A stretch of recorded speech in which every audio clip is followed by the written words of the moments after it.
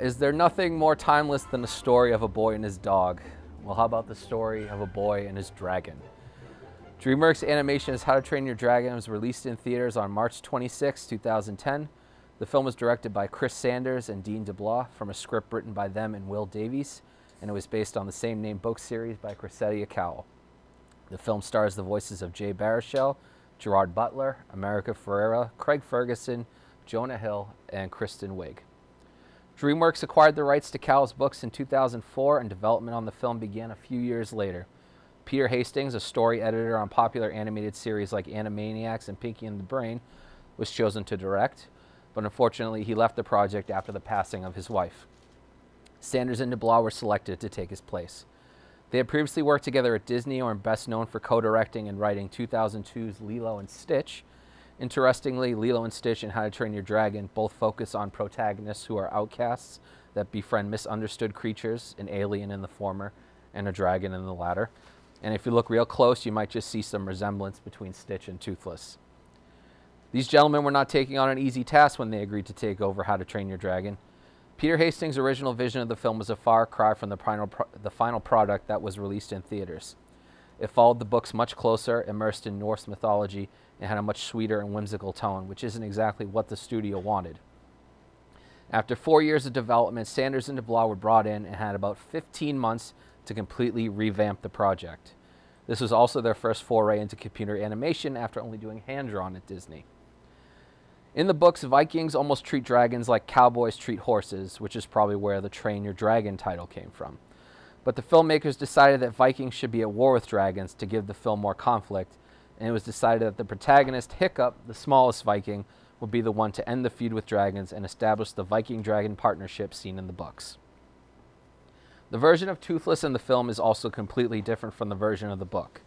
In the book, Toothless is a tiny little thing, almost like an iguana, and doesn't get big enough for Hiccup to ride until the 6th book. There's 12 books in the series. It was decided that Toothless's appearance and size would be changed because it would give the filmmakers more opportunities story-wise. They based Toothless's new look on that of salamanders, horses, dogs, and cats. Academy Award-winning cinematographer Roger Deakins was brought in to help achieve the lighting of the film to give it a more photorealistic look. The look of the film was partially inspired by Avatar with regards to combining a realistic world with a fantastical environment. The voice cast of this film worked double time. They had recorded all their dialogue before the film was revamped from Peter Hastings' original vision, so they had to bring them all back in to record after the rewrite, so somewhere out there is a whole film's worth of unused How to Train Your Dragon voice recordings. Jay Baruchel voices Hiccup, probably best known for his roles in comedies like Tropic Thunder, She's Out of My League, and This Is the End. Gerard Butler, the star of films such as 300, Den of Thieves, and Olympus Has Fallen, plays his father, the Viking chief Stoic. One of the bigger changes from the original version of the film was their estranged father-son relationship. Former Late Late Show host comedian Craig Ferguson plays Gobber. Ugly Betty star and Barbie actress America Ferrera is the voice of Astrid. And the supporting cast features Jonah Hill, Kristen Wiig, Christopher Mintz-Plasse, a.k.a. McLovin, and T.J. Miller. The casting department borrowed heavily from Judd Apatow's Rolodex. Many of the cast recorded their dialogue together, which isn't normally done in an animated film. The filmmakers wanted to take advantage of having all these natural comedians and give them a chance to improve and play off one another in the recording booth. But what, or should I say, who voiced Toothless? His voice was a mixture of animals like whales and elephants, and the voice of the film's sound designer, Randy Thorne. Dean DeBlois wrote actual lines of dialogue for Toothless to help Thorne better craft Toothless's sounds in certain situations. And the voice of the very tiny dragons, the Terrible Terrors, comes from viral video sensation Paco the Chihuahua, who is known for making a very interesting barking growl noise. They contacted the dog's owner, brought him in to record, and paid him $100 for his time. How to Train Your Dragon was released in theaters on March 26, 2010. If you ever had the opportunity to see this on the big screen, take it, especially if it's in IMAX. On a budget of $165 million, it earned almost $500 million at the box office worldwide. It is DreamWorks' highest grossing non-Shrek film. Literally, it's the 5th, and then it's the 4 Shrek films. It received near universal acclaim, having a 99% certified fresh rating on Rotten Tomatoes.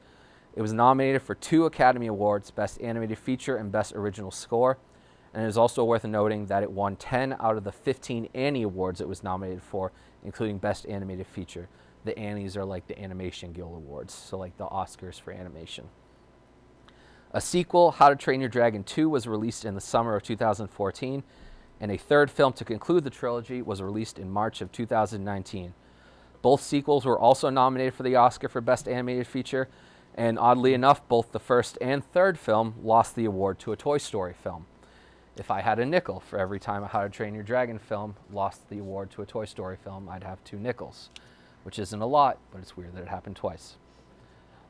A few short films were produced, as well as some television series for Cartoon Network and Netflix. There were graphic novels, video games, and even an arena show with acrobats and animatronics. An area of Universal Orlando dedicated to the film is scheduled to open in May of 2025. And it's not just Disney remaking their animated classics in live action now.